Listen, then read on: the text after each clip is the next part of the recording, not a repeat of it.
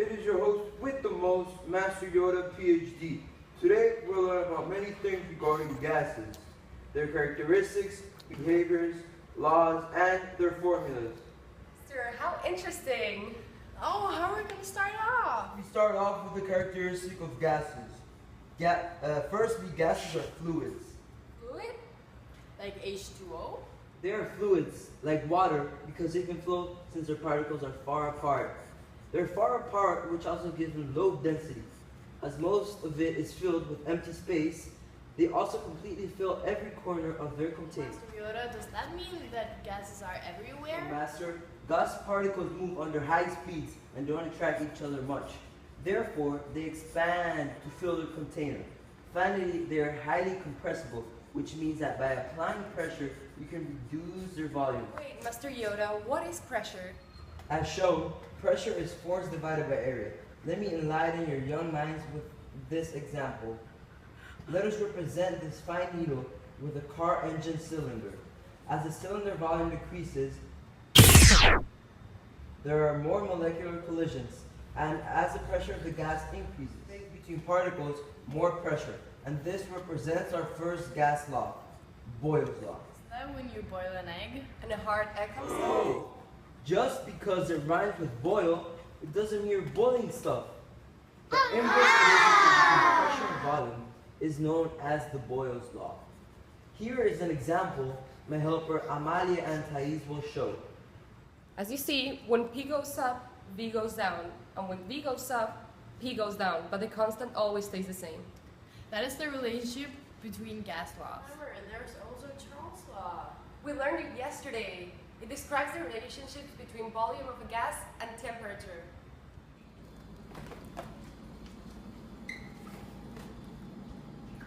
This is an example of Charles' law. When the temperature of the air inside the balloon decreases, the volume of the balloon decreases.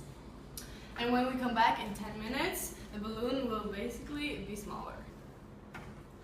As you can see, the volume of the balloon decreased as the temperature decreased. Charles' law.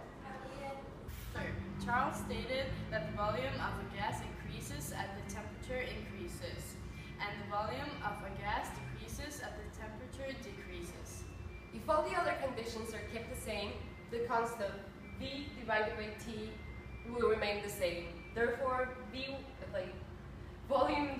initial volume divided by the initial temperature will equal to the final volume divided by the final temperature.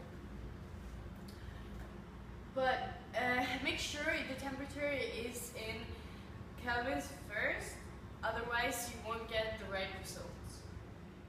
What from you learned yesterday, can you tell me the two remaining laws? Two remaining laws are the Gay-Lussac law and the Avogadro law. Please tell them to me. Avogadro stated that the volume divided by the number of moles equals a constant, as long as temperature and pressure remain the same. In addition, Gay-Lussac said that pressure divided by temperature equals a constant. I see you learned a lot you have, but what do all these gas laws have in common? Let me tell you. They create the ideal gas laws. This law is the most important one of all of these laws. It relates all the equations and merges them into one huge equation. This is it. PV equals nRT. Pressure times volume equal to number of moles times constant times temperature. That will help everyone understand.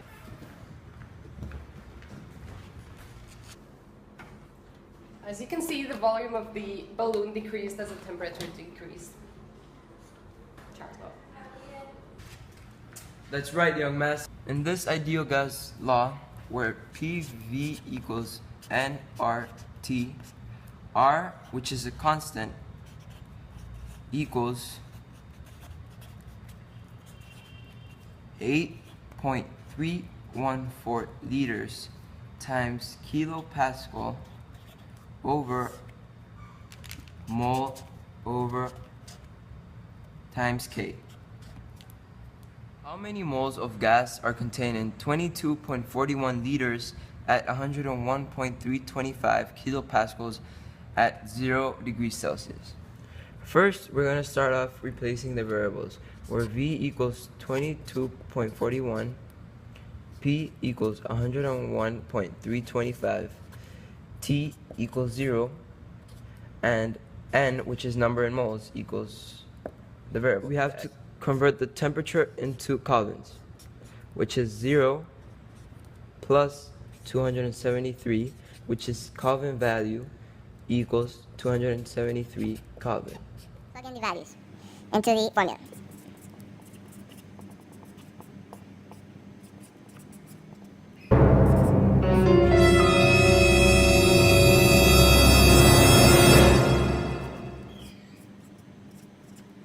Solving for N, we get an amount of 1 mole.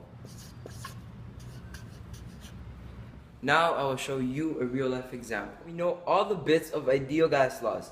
Let's have a real life example. This will represent the equation. Always keep it safe. Put a bit of water into the soda can and let it boil. The vapor particles inside will be crazy, and once it's released, it will crush itself.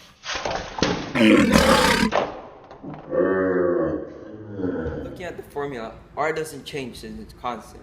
Temperature drops insanely when I drop the can in the cold water. In addition, pressure decreases because temperature decreases, and the volume decreases as well. And the pressure outside the can is so dense, it crushes a can. Now we finish explaining, we have to go to the most important questions in our life. How do we show that gas has mass and density? Our answer is yes. Gas has mass and density.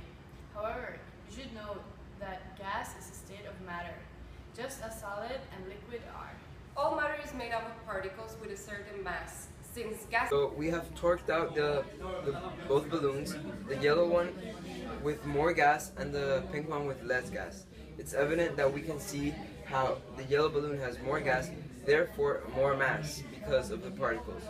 And we can see it by balancing it out.